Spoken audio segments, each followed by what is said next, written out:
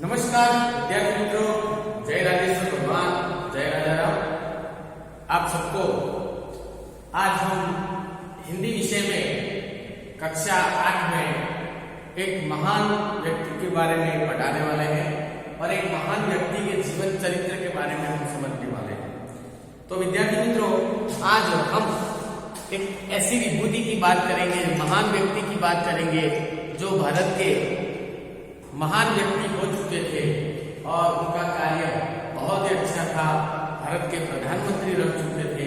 वैसे लाल बहादुर शास्त्री के बारे में आज हम पढ़ने वाले हैं। तो विद्यार्थी मित्रों, हमारा आज का पॉइंट है पाठ का कर्मयोगी लाल बहादुर शास्त्री।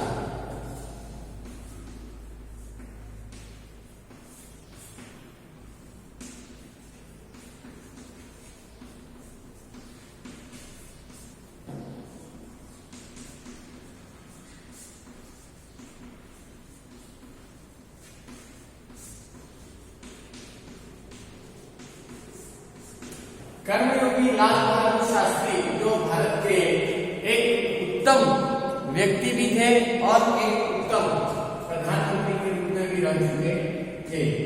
पाठ को लिखा है शंकर दयाल शर्मा ने। उनके लेखक हैं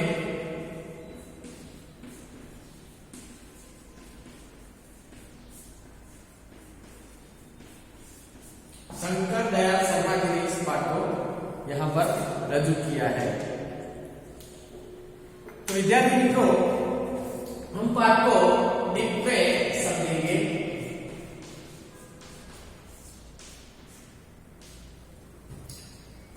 शास्त्री जी के नाम के साथ कर्मयोगी विशेषण जोड़ना बिल्कुल उपयुक्त है, क्योंकि मुझे तो उनका सारा जीवन ही कर्म से भरा हुआ मालूम पड़ता है।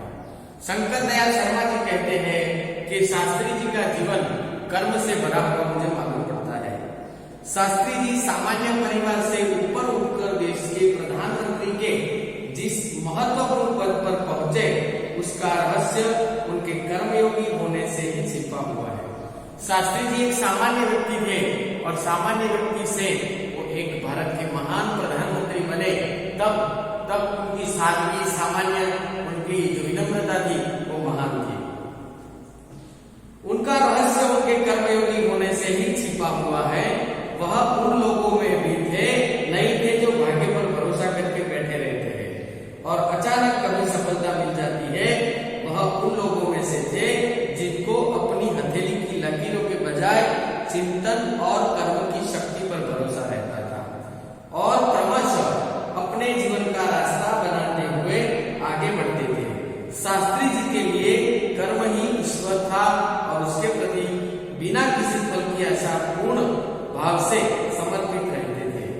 यहाँ तक कि वह फल की प्राप्ति के अवसर मिले तब भी जहाँ जहाँ उन्होंने हमेशा उपेक्षित ही दृष्टि रखी। उनका जीवन दर्शन में गीता के निष्काम कर्मयोगी का भूख था। इसलिए मैं समझता हूँ कि उन्हें केवल कर्मयोगी के बजाय निष्काम कर्मयोगी कहना अधिक होगा। तो विद्यार्थी मित्रों, शंकर दयाल शर्मा जी बोलते हैं कि जो लाल बहादुर शास्त्री वो ऐसे इंसान थे जो कर्म करने को मानते थे। कर्म करना और महान बनना। कई लोग ऐसे होते हैं कि हाथ की लकीरों यानी हाथ की जो रेखा के आधार पर चलते हैं और ऐसा मानते हैं कि हमारा नसीब नहीं है, लेकिन वो नसीब पर ध्यान नहीं रखते, कर्म पर ध्यान रखते हैं। इसलिए जो लाल बहादुर शास्त्री थे उन्होंने गीता हमारी जो पुस्तक है उसके आधार पर कहते हैं, लेकिन उनका नाम निष्काम कर्मयोगी का, लेकिन निष्काम जो हमेशा मेहनत करता है और मेहनत करते ही सफलता प्राप्त करता है। अपने उद्देश्य के प्रति दृढ़ आस्था, उद्देश्य को प्राप्त करने के लिए कर्म करना, उस कर्म को प्रति संपूर्ण समर्पण देना, ये 3 बातें उनमें बहुत ही अच्छी थी। कर्म करने में कर्म, उसमें भी दृढ़ आस्था, उसके साथ मेहनत और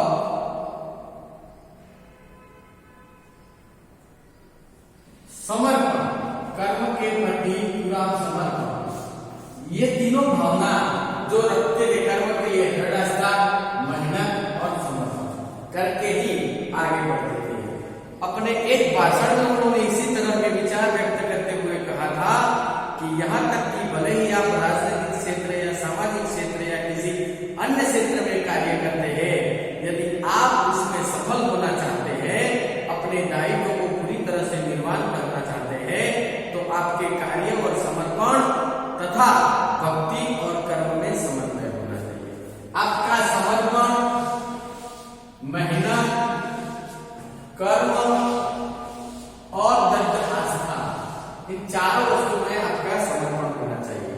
मैं शास्त्री जी सफलता का रहस्य उनकी महत्वपूर्ण चिंतन में मानता हूँ। साथ ही यह भी मानवता है कि व्यक्ति, समाज और देश के विकास का रहस्य इसी भक्ति और कर्म के सिद्धांत से ही होता है।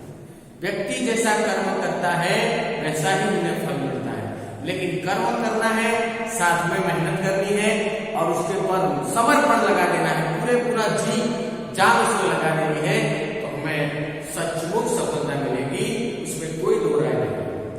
शास्त्री का संपूर्ण जीवन सर्व, सेवा, सादगी और समर्पण का अनुभव होता है। शास्त्री जी का जो जीवन था वो श्रम, सेवा,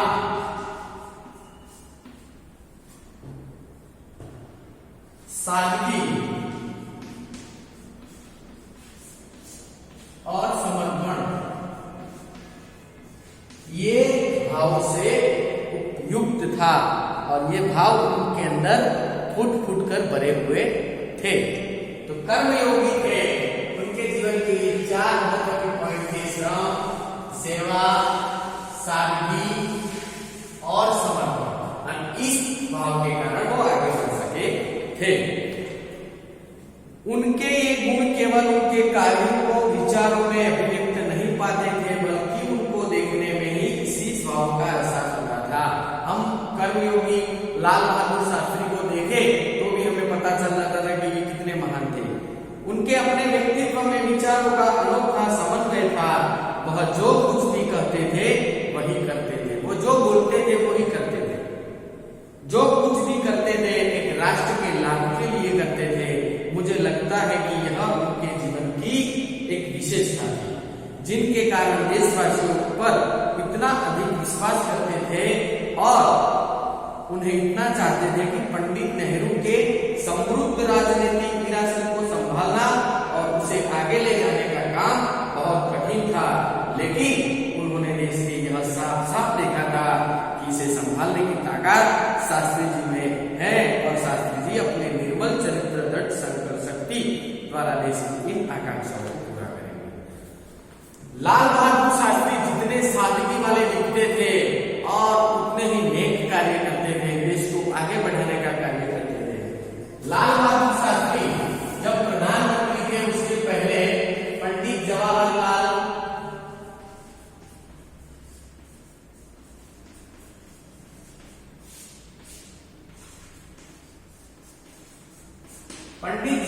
नेहरू पहले प्रधानमंत्री थे और उनके बाद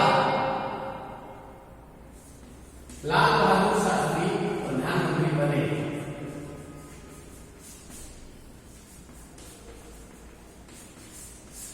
तो पंडित जवाहरलाल नेहरू ने जो नींव रखी थी वो लाल बहादुर शास्त्री ने जाल कंप्लीट रखी और देशवासियों को भी पूरा विश्वास था कि लाल बहादुर शास्त्री देश को एक उत्तम देश बनाएंगे और हमेशा सफलता की सीढ़ियां पार कराएंगे। शास्त्री जी की एक सबसे बड़ी विशेषता यह थी कि वे एक सामान्य परिवार में पैदा हुए थे। सामान्य परिवार में उनकी परवरिश हुई थी। जब वे देश के प्रधानमंत्री जैसे महत्वपूर्ण पद पर पहुंचे तब भी वह सामान्य ही बने। विनम्रता, सादगी और सरलता उनके एक विशिष्ट प्रकार का आकर्षण देती थी। तो जो शास्त्री जी थे वो प्रधानमंत्री की जगह पर पहुंचे तब भी उनके अंदर एक ही बात थी, विनम्रता, सादगी, सेवा। तो उनके अंदर क्या क्या था वो हमें देखना है। विनम्रता, सादगी, सरलता। विनम्रता, सादगी, सरलता, तो तीनों पॉइंट उनके अंदर फुट कर भरे थे और इसके ही कारण वो देश के महान व्यक्तियों में शामिल हो चुके थे। बापू के अधिक करीब था लेकिन अपना न होगा कि बापू की प्रभावित होकर उन्होंने सन 1921 में उन्होंने अपनी पढ़ाई छोड़ी। यह पॉइंट विद्यार्थी मित्रों हमें नोट रखना है यहां पर।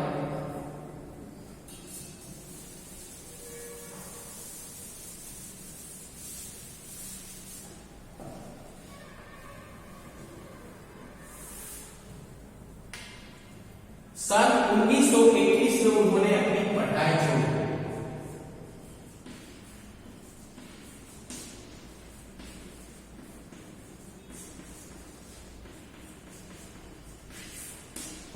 ये पॉइंट आपको बहुत ही याद रखने हैं। सन 1921 में उन्होंने पढ़ाई छोड़ी और बापू के आंदोलन में उन्होंने भाग लेना शुरू कर दिया। शास्त्री जी पर भारतीय चिंतकों डॉक्टर भगवान दास तथा बापू का कुछ ऐसा प्रभाव रहा कि जीवन पर उन्हीं आदर्शों के साथ चलते थे और उनके प्रेरित रहते थे। तो शास्त्री जी को जीवन में दो व्यक्ति मिले, उनको प्रेरणा मिलने वाले दो व्यक्ति थे, एक भगवान दास और दूसरे महात्मा गांधी।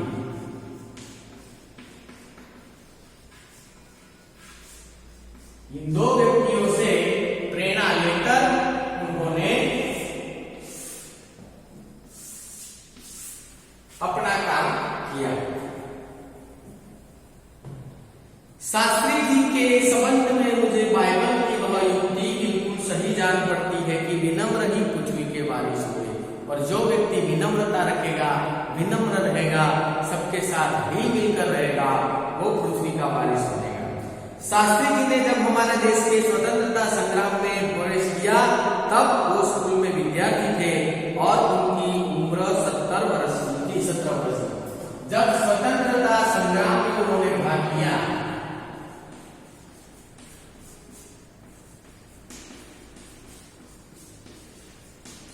तब उनकी उम्र 70 वर्ष की थी। 70 वर्ष के एक विद्यार्थी थे।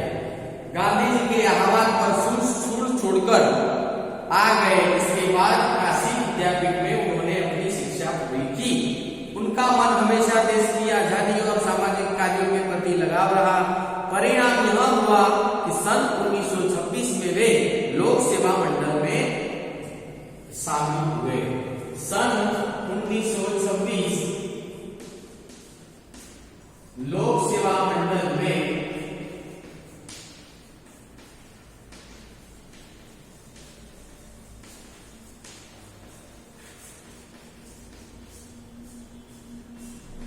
सन 1926 में वो लोक सेवा मंडल में शामिल हुए,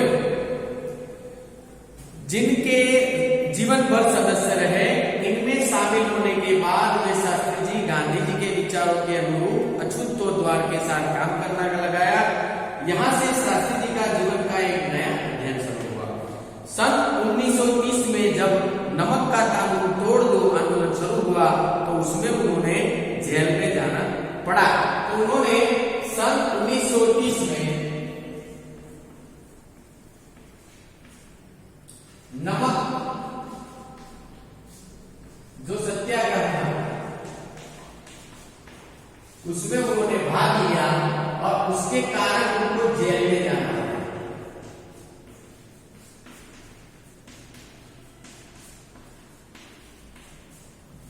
नमक का जो आंदोलन था उसमें उन्होंने भाग लिया और उसके कारण उन्हें जेल में जाना पड़ा। यहां से शास्त्री जी की जेल यात्रा शुरुआत हुई। 1945 में भारत छोड़ो आंदोलन में वो शामिल हुए। 1945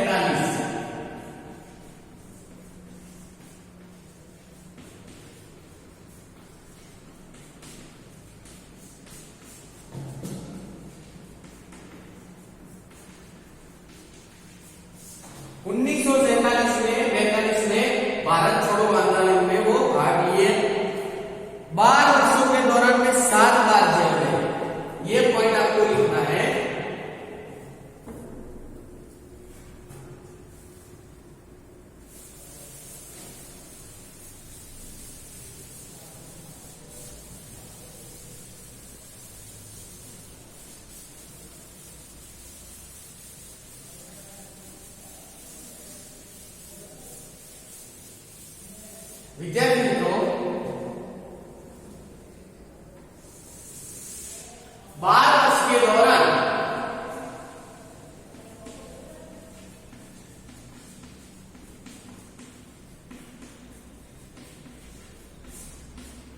7 बार जेल में,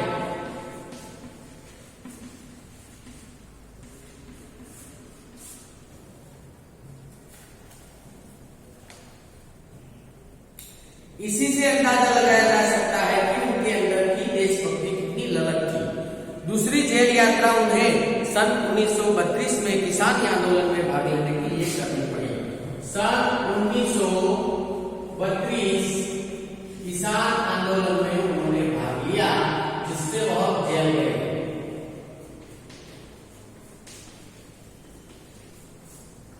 और उसको जेल में जाना पड़ा। सन 1942 की उनकी जेल यात्रा 3 वर्ष की थी। जो 1942 में उन्होंने जेल यात्रा की, तो वो यात्रा उनकी 3 साल की जेल यात्रा थी।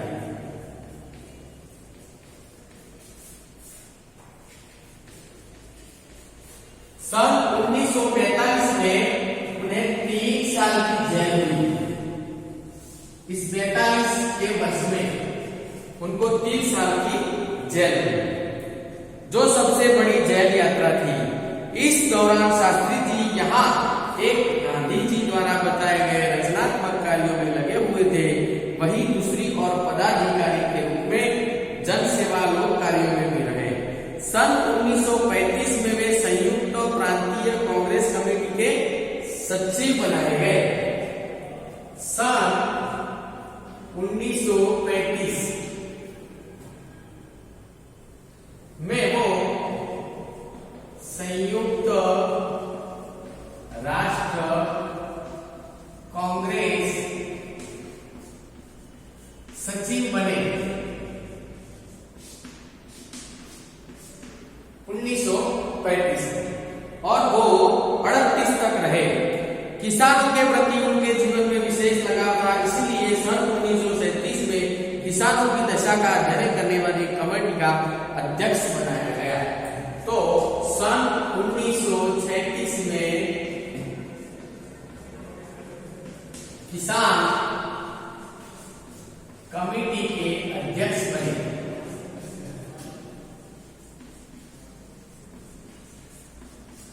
वो 1935 में कांग्रेस के सचिव बने और 36 में किसान कमेटी के अध्यक्ष बनाए गए, जिनमें जवाबदारी बहुत ही ऊपर से जोर दिया गया। इसके बाद 6 वर्षों तक वे इलाहाबाद की नगर पालिका किसी न किसी रूप से जुड़े रहे। मैं समझता हूं कि इस अनुभव में शास्त्री जी के व्यक्तित्व और चिंतन को नागरिक समस्याओं में निकट ही परिचय किया, अनुभव जोड़ दिया था। लोकतंत्र की इस आधारभूत इकाई में कार्य करने के कारण देश की छोटी छोटी समस्याओं पर उनके निराकरण की व्यवहारिक प्रक्रिया में परिचित रहे। कार्य के प्रति निष्ठा और मेहनत करने की अदम्य क्षमता के कारण 1937 में वे संयुक्त प्रांतीय व्यवस्थिका सभा के निर्वाचित हुए। तो ये लाल बहादुर शास्त्री थे, वो यूपी से आते थे और इलाहाबाद से उन्होंने नगर पालिका चुनाव जो होती थी, जो चुनाव होते थे, वहां पर उन्होंने भाग लिया। सही मायने में शास्त्री जी संसदीय जीवन की शुरुआत हुई, जिनका समापन देश के प्रधानमंत्री तक पहुंचा। एक सामान्य नगर के मेयर से लेकर वो प्रधानमंत्री तक आगे बढ़े। शास्त्री जी को राजनीति इतनी सही और गहरी पकड़ थी कि श्रीमती इंदिरा गांधी जी उसको अपना राजनीतिक गुरु मानती थी। तो इंदिरा गांधी जी वो शास्त्री जी को अपना गुरु मानते थे।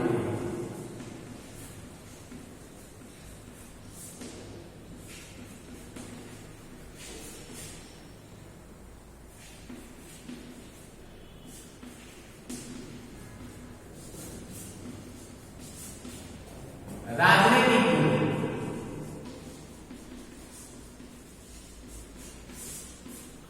राजनीतिक गुरु मानती थी। देश की आजादी के बाद उत्तर प्रदेश में तथा केंद्र में शास्त्री जी जिन जिन पदों पर रहे, उत्तर प्रदेश में उन्हें गृह लाल बहादुर शास्त्री थे वो उत्तर प्रदेश से आ गए थे, तो उत्तर प्रदेश से उन्हें गृह मंत्री बनाया गया। बाद में पंडित नेहरू के अनुरोध पर वे केंद्र में आ गए। केंद्र में उन्होंने रेल, परिवहन, संचार, वाणिज्य, उद्योग और गृह जैसे महत्वपूर्ण मंत्रालयों में मंत्री पद संभाले। विद्यार्थी मित्रों, आपको बहुत याद रखना है ये पॉइंट के जब वो यूपी में थे तो गृह मंत्री थे, लेकिन उनको यूपी से लेकर केंद्र में लाया गया। पूरे भारत देश में जो केंद्र का जो पालन होता है, जो प्रधानमंत्री का जो मंडल होता है, उसमें उनको 4 महत्व के जो थे वो भागों में उनको बताया गया।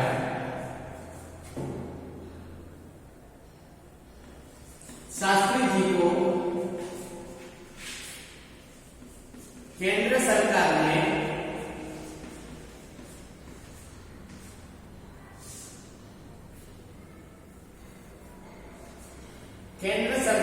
महत्व के जो विभाग के ऊपर रखा गया, उनमें रेल, परिवहन,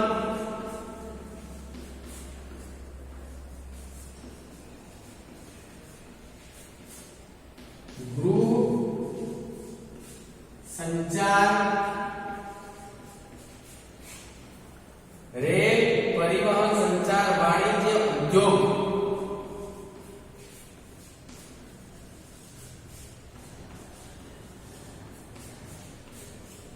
तो पंडित जवाहरलाल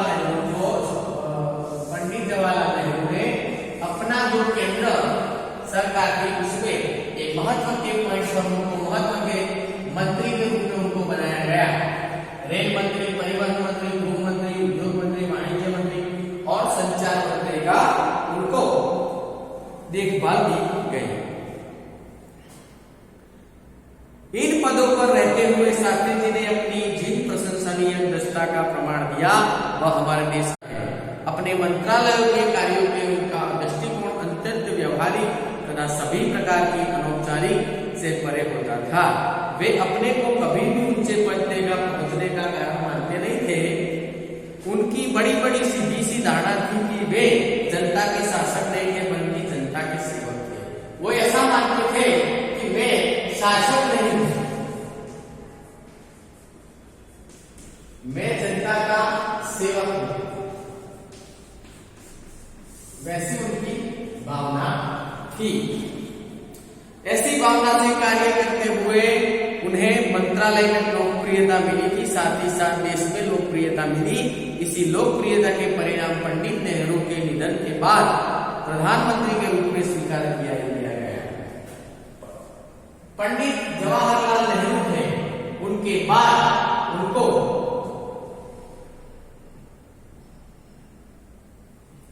जवाहरलाल नेहरू के बाद उनको देश का प्रधानमंत्री बनाया गया। 19 महीनों के छोटे से समय में उन्होंने जितनी सफलताएं लोकप्रियता प्राप्त की वह एक उदाहरण है। शास्त्री जी के सामने उनका उद्देश्य बिल्कुल स्पष्ट था, उसमें किसी प्रकार का धुंधलापन नहीं था।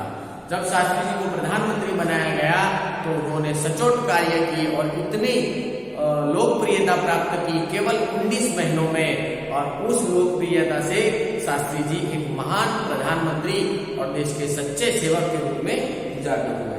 वे हमारे देश के अत्यंत महत्वपूर्ण पदों पर रहे और इन पदों पर रहते हुए स्वाभाविक रूप से वे अधिकार संपन्न भी थे, लेकिन उन्होंने हमेशा आत्मसंयम काम किया, अधिकारों से अधिक कर्तव्यों को तरजीह दी। शायद इसीलिए शास्त्री जी इतने अधिक लोकप्रिय हो चुके। उन्होंने अलीगढ़ मुस्लिम विश्वविद्यालय के दीक्षांत समारोह में 19 दिसंबर 1964 को छात्रों को संबोधित करते हुए उन्होंने कहा था कि आपके भविष्य की मंजिल चाहे तो कुछ भी हो, आप में से प्रत्येक को यह सोचना है कि पहले देश के नागरिक है। यह उनको समाधि द्वारा प्रदत्त कुछ अधिकार देता था। तो 19 दिसंबर 1964 को वो उन्होंने 19 दिसंबर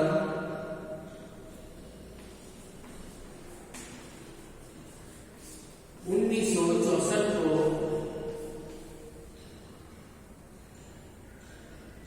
अलीगढ़ मुस्लिम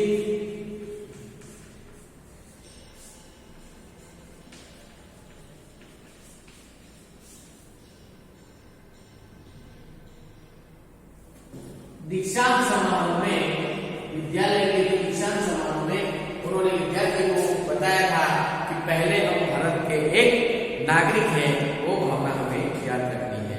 देश प्रजातांत्रिक है जो निजी स्वतंत्रता देता है, इसलिए इस स्वतंत्रता का उपयोग एक व्यक्ति समाज के हित में स्वेच्छाएं से लगाए प्रतिबंधों के तहत होना चाहिए। अधिकार, कर्तव्य, आत्मसंयम के बारे में अत्यंत महत्वपूर्ण बात शास्त्री जी ने कही थी, जिसकी याद रखने की जरूरत है। तो विद्यार्थी मित्रों, हमने आज शास्त्री जी के जीवन के बारे में बातें की। कर्म, दृढ़ आस्था, मेहनत और समर्पण। निष्काम कर्मयोगी थे। उन्होंने पढ़ाई सुनी, ये काम किया, ये नमक सत्याग्रह किया, भारत छोड़ो आंदोलन में भाग लिया, 3 साल की जेल हुई, फिर 35 में संयुक्त राष्ट्र कांग्रेस के सचिव बने, 7 बार जेल गए, कमेटी के अध्यक्ष बने, इंदिरा गांधी उनको गुरु मानती थी और केंद्र सरकार में उन्होंने रेल, परिवहन, गृह, संचार, वाणिज्य, उद्योग इन महत्वपूर्ण विभागों में उन्होंने मंत्री पद प्राप्त किया और उसके बाद वो भारत के प्रधानमंत्री बने। और प्रधानमंत्री बनने के बाद 19 महीनों में उन्होंने इतनी लोकप्रियता प्राप्त की कि कुछ बात ही अलग थी। और इसीलिए एक निष्काम कर्मयोगी थे कर्मयोगी लाल बहादुर शास्त्री। और शंकर दयाल शर्मा ने जो बात उनके बारे में रजूआत की है, बहुत ही अच्छी रजूआत की है। और इसीलिए उन्होंने एक नारा भी दिया था, जय जवान जय किसान। वो उनका नारा था, लाल बहादुर शास्त्री का। तो हमें याद रखना है, उनके जीवन के बारे में हमें जानना है, पाठ को समझना है। पाठ के अंदर समानार्थी, विरुद्धार्थी, शब्द समूह, मुहावरे, प्रश्नों के जवाब और व्याकरण जो भी आए वो हमारे नोटबुक में, हमारे जो बुक है स्वाध्याय की, उसमें अच्छी तरह से लिखना है, स्वच्छ अक्षरों से लिखना है और शास्त्री जी के बारे में हमें जानना है। तो विद्यार्थी मित्रों, मुझे इतनी विश्वास है कि मैंने जो पाठ पढ़ाया आपको बहुत ही अच्छी तरह से याद रहा होगा। जय राजा राम, जय राजेश्वर।